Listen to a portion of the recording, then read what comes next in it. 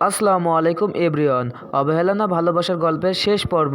গল্প শুরু করার আগে একটি কথা বলছি, আপনারা নাকি সবাই বলছেন আমার ভয়েস নাকি খারাপ, তাহলে আপনারা আমার ভিডিওগুলো স্কিপ করেন। যদি তাও সমস্যা হয় তাহলে আপনারা বলবেন, আমি গল্প বানানো ছেড়ে দেব। তো বেশি কথা না কয়া গল্প শুরু করা যাক। তাই আমি আর সেখানে না দাঁড়িয়ে তার কাছে চলে গেলাম। সে আমাকে দেখার সাথে সাথে এসে আমাকে জড়িয়ে ধরলো। ও, আপনাদের তো বলাই হলো না যে এই মেয়ের গায়ে পড়ে কথা বলার অভ্যাস আছে। তারপর আমি ওকে অনেক কষ্টে নিজের কাছ থেকে ছাড়িয়ে বললাম, কিরে নীলা, তুই তো দেখি অনেক বড় হয়ে গেছিস, তোকে তো এখন আর চেনাই যায় না, তুই কখন এসেছিস আর আমাকে বা কিভাবে চিনলি? তখন নীলা বলল, আমি তোমায় আন্টির ফোনে ছবিতে দেখেছিলাম আর আমি সেই কখন থেকে এখানে এসে দাঁড়িয়ে আছি, আর সেটা তুমি কি জানো? তখন আমি বললাম, সরি রে তোকে দাঁড় করিয়ে রাখার জন্য। আচ্ছা চল এখন বাসায় যাই, তারপর পরে না হয় তোর সাথে বাসায় গিয়ে কথা বলবো। আর যারা এই গল্পটা পছন্দ করেছেন অবশ্যই সাবস্ক্রাইব করে পাশে থাকবেন।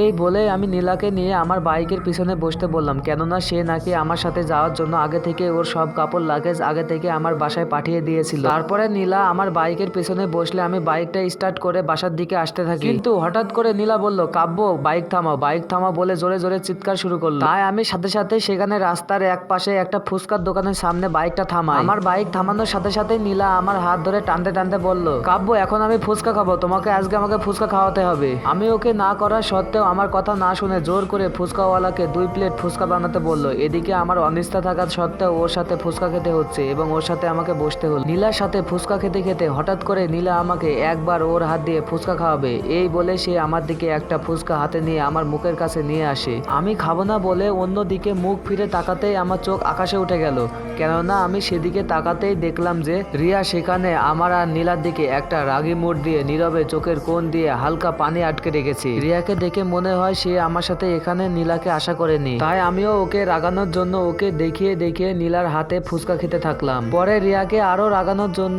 আমিও নিজের হাতে একটা ফুচকা তুলে নীলার মুখের কাছে নিয়ে এলাম, আর নীলাও আমার হাতে ওকে খাওয়ানোর জন্য ফুচকা দেখে সাথে সাথেই তার নিজের মুখে পুরে নেয়। এদিকে আমি আর চোখে রিয়ার দিকে তাকিয়ে দেখি সে এবার আমার দিকে অনেক আহত চোখে তাকিয়ে সমানে চোখের পানি ঝরাচ্ছে। তাই আমি তখন ওকে দেখে আমি বলি, আরে রিয়া, আপনি এখানে ফুচকা খেতে এসেছেন নাকি? তা আপনি একা কেন? আপনার সাথে কেউ নেই? আসুন আসুন, আমাদের সাথে বসে একসাথে ফুচকা খাবে। আরে তুমি রিয়া আপু না?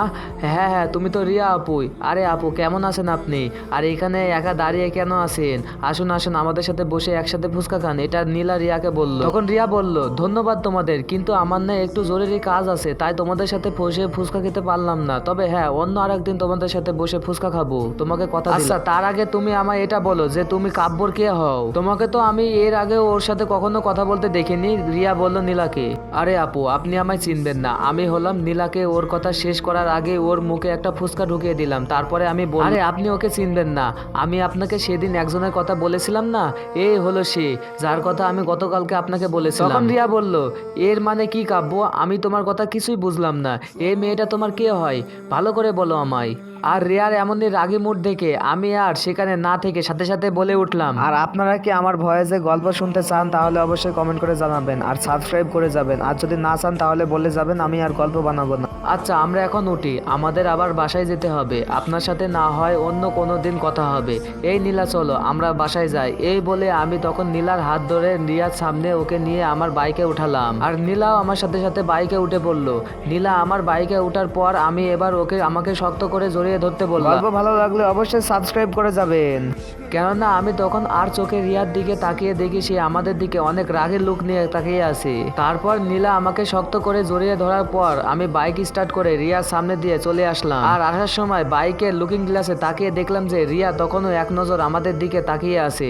তখন এটাও দেখি যে ও নীরবে কান্না করছে। আমার তখন ওর চোখের পানি দেখে হঠাৎ করে বুকের বাম পাশটায় কেন জানি ব্যথা অনুভব করতে শুরু করলাম।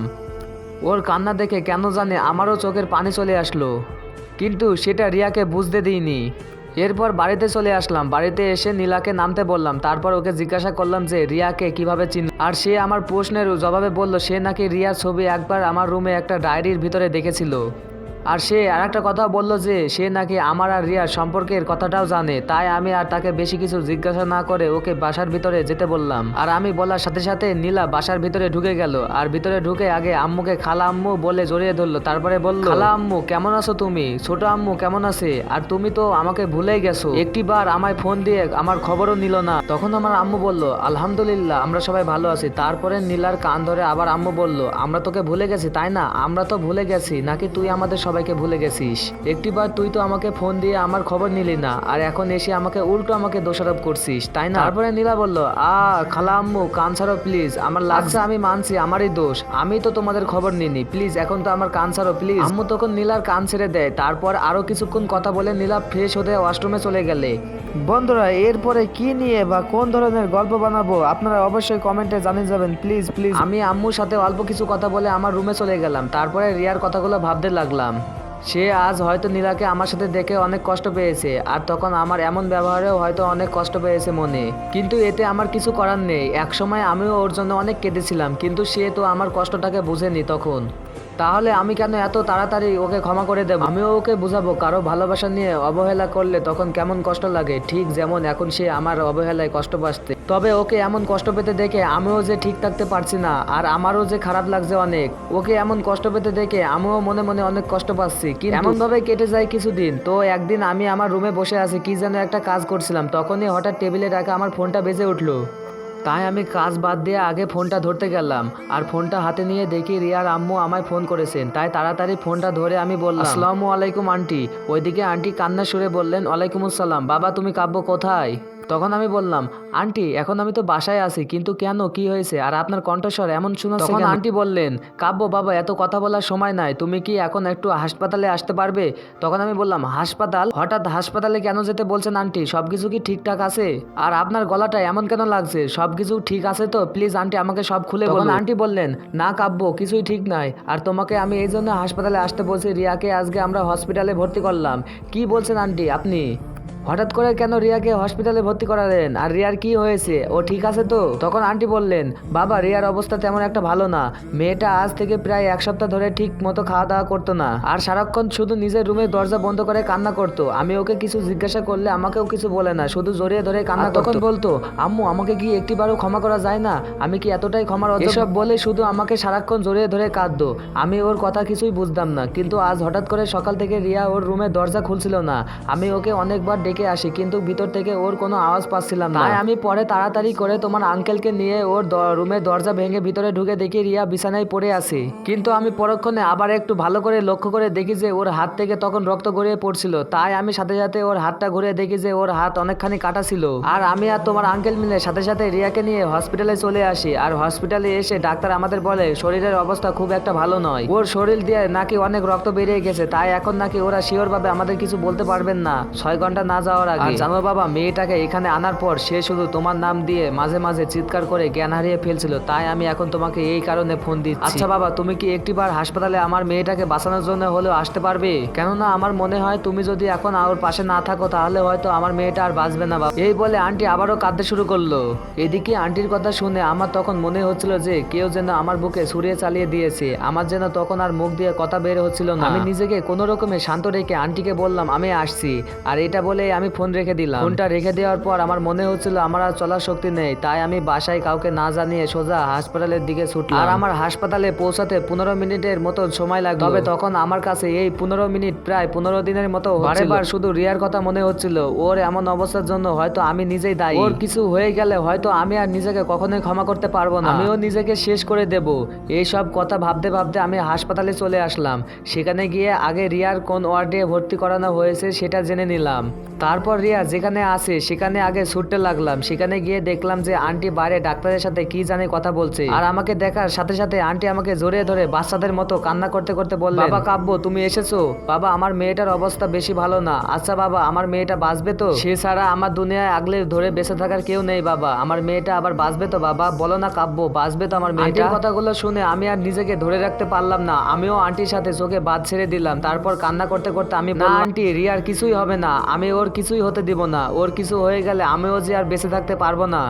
তাই আমার জন্য হলেও ওকে আবার বাঁচতে হবে। দেখবেন রিয়া ঠিক হয়ে যাবে, কেননা আমি এসে গেছি ওর কাছে। ওর কিছুই হবে না, ওর কিছুই হবে না, কারণ আমি এখন এসে গেছি। ও আমার কথা ফেলতে পারবে না আর। এই বলে আমিও আন্টিকে জড়িয়ে ধরে হাউমাউ করে কাঁদতে লাগলাম। তারপরে আন্টির সাথে আরো কিছুক্ষণ কথা বললাম। তারপরে বাইরের গ্লাস দিয়ে রিয়াকে দেখতে লাগলাম। আর রিয়াকে এই অবস্থায় দেখে আমি আর চোখের পানি ধরে রাখতে পারলাম না, কেননা মেয়েটা পুরো শরীরটায় না খেয়ে না ঘুমিয়ে একদম শুকিয়ে কাট করে ফেলেছে। চোখের নিচে কালি পড়ে গেছে, আর হাতে অনেক বড় ধরনের ব্যান্ড। ওর এসব দেখে আমি আর নিজেকে সামনে রাখতে পারছিলাম না। বারবার শুধু আমার এটাই মনে হচ্ছিল যে ওর অবস্থার জন্য আমি দায়ী। আমি এসব কথা ভাবছিলাম আর কাঁদছিলাম। তখনই ঠিক একজন ডাক্তার এসে বলতে লাগলো, শুনুন, আপনাদের আর চিন্তা করতে হবে না। আল্লাহর রহমতে এবারের মতো আপনাদের মেয়ে বেঁচে গেছে। ওর আর কিছুক্ষণের মধ্যেই জ্ঞান ফিরবে। আপনারা চাইলে তখন গিয়ে ওর সাথে দেখা করতে পারেন। তবে একটা ব্যাপার মনে রাখবেন, এমন কিছু আবার হলে নেক্সট টাইম আর আমরা হয়তো কিছুই করতে পারবো না, তাই বি কেয়ারফুল। এই বলে ডাক্তার সাহেব চলে গেলেন। এদিকে ডাক্তারের কথা শুনে খুশিতে আমি আঙ্কেল আন্টি আবারও কান্না শুরু করে দিয়েছি। আর হ্যাঁ, সেটা হলো সুখের কান্না। কিছুক্ষণ আগে রিয়ার জ্ঞান ফিরেছে, তাই আঙ্কেল আন্টি আগে গেলেন তাদের মেয়ের সাথে দেখা করতে। এদিকে আমিও বাসায় ফোন করে রিয়ার কথা বলে দিয়েছি। আর কিছুক্ষণ পরে আম্মু আর নীলা হাসপাতালে চলে আসে, তাই আমি আর ভিতরে না গিয়ে বাইরে তাদের সাথে দাঁড়িয়ে রইলাম। আঙ্কেল আন্টি রিয়ার সাথে দেখা করার পর আমাকে ভেতরে যেতে বললেন, কেননা রিয়া নাকি আমায় ডাকছে। তাই আমি আর এক মুহূর্ত বাইরে না দাঁড়িয়ে সোজা ওর কাছে চলে গেলাম। ওর কাছে গিয়ে ওর মাথার কাছে দাঁড়িয়ে রইলাম। আর সে আমাকে আসতে দেখে আমার প্রতি অভিমান করে অন্যদিকে মুখ ঘুরে রাখলো। তাই আমি আগে ওর কাছে বসে আমার দিকে মুখ করে তাকাতে বললাম। তখন রিয়া বলল, তুমি এখানে কেন এসেছো? আমি বেঁচে আছি নাকি মরে গেছি তা দেখতে। তবে তুমি চিন্তা করো না, আমি এবারের মতো বেঁচে গেলেও এর পরের বার আমার মুখ আর তোমায় দেখতে হবে না। রিয়ার মুখ থেকে আবারও মরার কথা শুনে আমি আর নিজেকে সামলাতে পারলাম না, তাই ওর কথা শেষ করার আগে ওর গালে একটা থাপ্পড় বসিয়ে দিলাম। আর ওকে থাপ্পড় মারার সাথে সাথে সে চোখের পানি ছেড়ে দিয়ে আমার দিকে তাকিয়ে রইল। আর একবারও যদি তুমি মরার কথা বলো না কেন, তাহলে আমি নিজেই আজকে নিজেকে শেষ করে দেব। আমার আর এত কষ্ট সহ্য হচ্ছে না।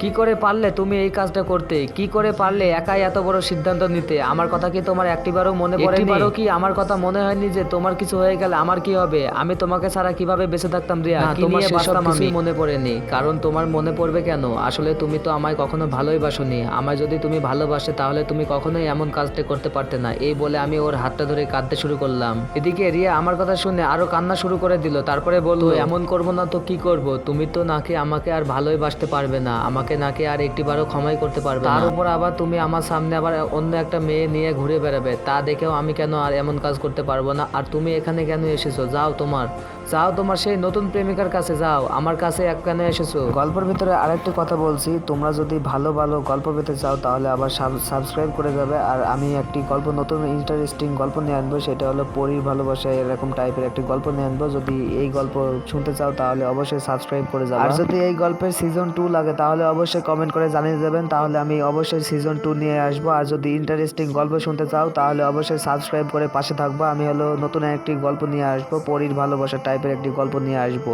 যাকে আদর করে নিজের হাতে ফুচকা খাইয়ে দিয়ে বাইকে ঘুরে বেড়াচ্ছিলে, যাও তার কাছে যাও।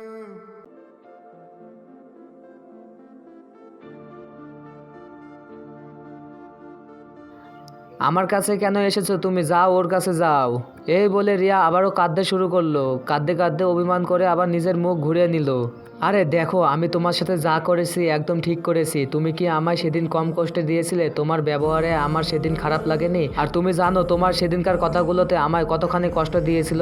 না, তুমি সেদিন আমায় কষ্টটাকে বুঝোনি, তাই আমিও তোমার উপরে অভিমান করে তোমার সাথে এতদিন খারাপ ব্যবহার করেছি। আর থাকলো নীলার কথা, তুমি জানো নীলা আমার কে হয়? আরে নীলা আমার বড় খালার মেয়ে। তুমি যে সেদিন আমাকে নীলা আর একসাথে দেখেছিলে, সেদিন আমি নীলাকে স্টেশন থেকে আমাদের বাসায় আনতে গেছিলাম। আর ওকে সেদিন আমি তোমায় দেখার পর তোমাকে রাগানোর জন্য ইচ্ছা করে ওকে ফুচকা খাইয়ে দিচ্ছিলাম, যাতে তুমি আমাকে ওর সাথে দেখে অনেক রেগে যাও। আর তুমি সেদিন অনেক রেগেও গিয়েছিলে। কিন্তু তখন সত্যিটা বলার পরেও তুমি যদি আমার সাথে অভিমান করে কথা বলো, তাহলে আমার আর কিছুই করার নাই। আমি না হয় এখন নীলার কাছেই ফিরে যাই। মেয়েটা আবার আমাকে অনেক লাইক করে, কি বলো? আচ্ছা তুমি থাকো তোমার অভিমান নিয়ে, আমি এখন নীলার কাছে গেলাম। এই বলে আমি শুধু রিয়ার কাছ থেকে উঠতে যাব, ঠিক তখনই সে ঝড়ের গতিতে আমার দিকে ফিরে এসে আমার শার্টের কলারটা ধরে চেপে বলল, কি বললি তুই? তোর সাহস আগের চেয়ে অনেক বেড়ে গেছে, তাই?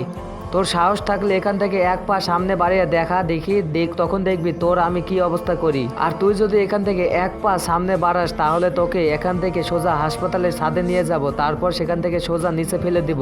এতদিন তুই আমায় অনেক কষ্ট দিয়েছিস, এবার আর তোকে ছাড়বো না। মগের মুলুক পেয়েছিস তাই না? তোর দেয়া কষ্ট সহ্য করবো আমি কিভাবে? আর কোথাকার নীলাটিনা এসে আমার কাছ থেকে কেড়ে নেবে বললেই হলো, তাই না? আর ওকে যদি তোর সাথে আর দেখি, তাহলে দেখবি আমি ওর কি হাল করি। আমার মনের মানুষের সাথে লুতুপুতু করার শখ বের করে দিব। আর আমিও যদি ওর ধারের কাছে তোকে দেখি সেদিন তোর দুনিয়া শেষ দিন করে ছাড়বো, দেখবি। এখন চুপচাপ আমায় জড়িয়ে ধরে আমার পাশে শুয়ে থাকবি, তারপরে এখান থেকে সোজা কাজী অফিসে গিয়ে আমায় বিয়ে করবি। কেননা তোকে আর তোর ওই বড় খালার মেয়ে নীলাকে কারোর উপরে এখন আমার তোকে আর ছাড়ছি না। আগে শুধু একবার বিয়েটা করে নেই, তারপরে তোকে আমি জিনিস বুঝাবো। এখন চুপচাপ আমাকে জড়িয়ে ধর। এদিকে আমি রিয়ার মুখে হঠাৎ তুই তুকারি শুনে আর ওর ভণ্ডামির মতো ব্যবহার দেখে ওর আগের পুরানো সব ব্যবহারের কথা মনে পড়ে গেল। মেয়েটা আগে আমায় অনেক শাস্তি দিত, আমি কোনো ভুল করলে শাস্তি তো দিত, সাথে সাথে তুই তুকারি তো ফিরিয়ে আসে। তাই আমি আর ওকে ভয়ে কিছু না বলে চুপচাপ ওর পাশে গিয়ে ওকে আমি বুকের মাঝে ধরিয়ে ধরলাম। আর সেও আমাকে জড়িয়ে ধরাতে দুজন কিছুক্ষণের মধ্যে শান্ত হয়ে গেলাম। তারপর আমি বললাম, এই রিয়া, বলো। আমি বলেছিলাম কি আমার এখন মিষ্টি খেতে খুব ইচ্ছা করছে, আমাকে একটু মিষ্টি খেতে দিবে? বুঝলাম, আচ্ছা ঠিক আছে, এখানে তো আর মিষ্টি নেই, তুমি বরং আব্বুকে ডাকো। আমি আব্বুকে বলে বাজার থেকে মিষ্টি কিনে আনছি, দাও আব্বুকে ডাক দাও। আরে এর মাঝে আবার আঙ্কেলকে ডাকার দরকার কি? তার শরীর এমনিতেও ভালো নেই, তাই তাকে অযথা এখানে মিষ্টি থাকা সত্ত্বেও কেন বাজারে মিষ্টি আনতে পাঠাবে বলো? তার চেয়ে বরং তুমি আমায় তোমার মিষ্টিগুলো খেতে দিলে ভালো হয় না? তখন রিয়া বলল, কিন্তু এখানে তো আমার কাছে সত্যি মিষ্টি নেই, তাহলে তুমি কেন? আছে তো তোমার ওই মিষ্টি ঠোঁট দুটো, ওগুলো থাকতে আবার বাজারে মিষ্টি কিনতে যাব কেন? আমার এই কথা বলার সাথে সাথে রিয়া আমার দিকে কেমন জানি একটি রাগের লোক নিয়ে দিল। তারপরে বলল, তোমার তো সাহস কম নয়, তুমি এখন এসবের কিছুই আমার কাছে বিয়ের আগে পাবে না। আগে আমাকে বিয়ে করো, তারপরে না হয় ভেবে দেখা যাবে, কিন্তু তার আগে আর একটি বারও যদি তুমি আমার কাছে উল্টো পাল্টা কিছু বলছো তাহলে তোমার খবর আছে বলে দিলাম। ওকে, এখন আর আমি তোমার কাছে কিছু চাইবো না, আমার এখন থেকে যা চাওয়ার আছে এখন থেকে আমি সব নীলার কাছে চাইবো। আর আমি জানি সে আমার চাওয়া কখনোই অপূর্ণ রাখবে না। আচ্ছা তুমি এখানে শুয়ে থাকো, আমি না হয় একটু নীলার কাছ থেকে মিষ্টি খেয়ে আসি। তারপর আমি আমার কথাটা শেষ করতে পারলাম না, তার আগে রিয়া আমার দুটো মিষ্টি ঠোঁট দিয়ে আমার মুখ বন্ধ করে দিয়েছে। এখন আমরা, আরে প্রিয় পাঠক পাঠিকারা, আপনারা এখন আপাতত চোখ বন্ধ করে চলে যান, আমরা একটু রোমান্স করি। আর হ্যাঁ, বিয়ের দাওয়াত রইলো, সবাই আসবেন কিন্তু বিয়ে, তবে হ্যাঁ খালি হাতে না, হাত একটু বাঁকা করে আসবেন। আর এখানে আজকের এই গল্পটা সমাপ্ত করছি।